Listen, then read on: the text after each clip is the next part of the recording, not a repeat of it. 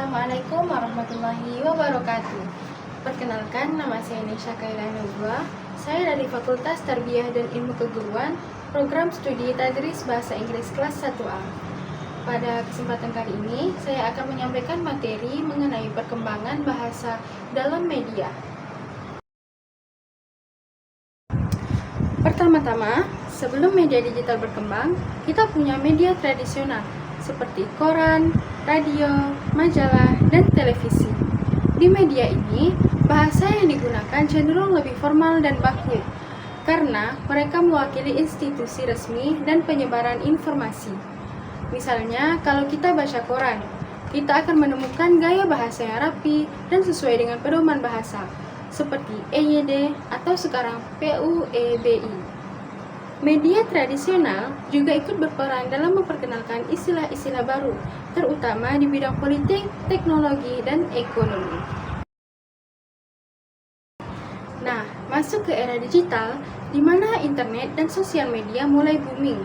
Perubahan besar banget terjadi di sini. Bahasa di media digital itu jauh lebih santai, informal, dan kadang banyak campur-campur sama bahasa asing, terutama Inggris. Selain itu, muncul juga bahasa gaul atau slang yang viral dari platform seperti Twitter, Instagram, dan TikTok.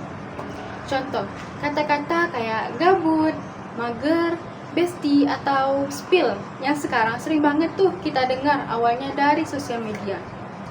Terus yang kedua, jangan lupa juga dengan tren singkatan atau akronim seperti BTW dan LOL.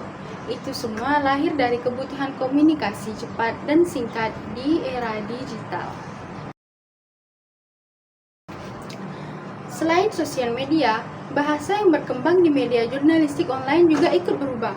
Di situs berita, kita sering lihat penggunaan bahasa yang lebih fleksibel dibandingkan koran atau televisi.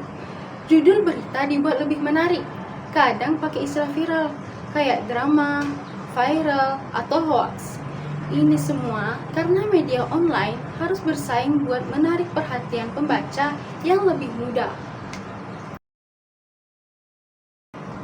Di sisi lain, perkembangan bahasa di media sosial juga punya tantangan.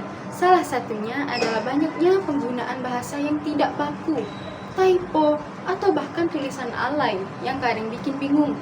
Penggunaan bahasa asing juga semakin dominan, seperti kata sorry, thank you, atau happy yang sering kita pakai di kehidupan sehari-hari tanpa mikir padanannya dalam bahasa Indonesia. Misalnya di Twitter atau TikTok, banyak banget tuh yang nulis kata-kata dengan gaya tulisan yang nyeleneh, seperti aku jadi A dan Q.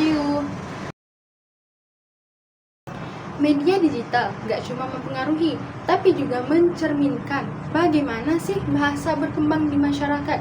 Misalnya, lewat trending topik di Twitter, kita bisa tahu tren bahasa apa yang lagi populer di kalangan anak muda. Media berita juga seringkali menggunakan istilah viral untuk menarik perhatian audiens.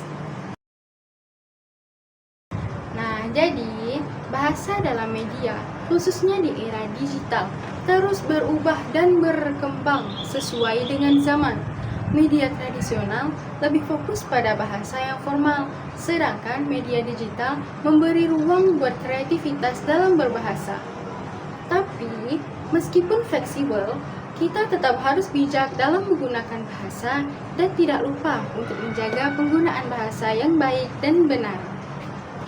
That's it for today. Gimana menurut kalian? Bahasa media digital sekarang lebih mudah atau malah makin berantakan nih? Komen ya di bawah. Terima kasih. Assalamualaikum warahmatullahi wabarakatuh.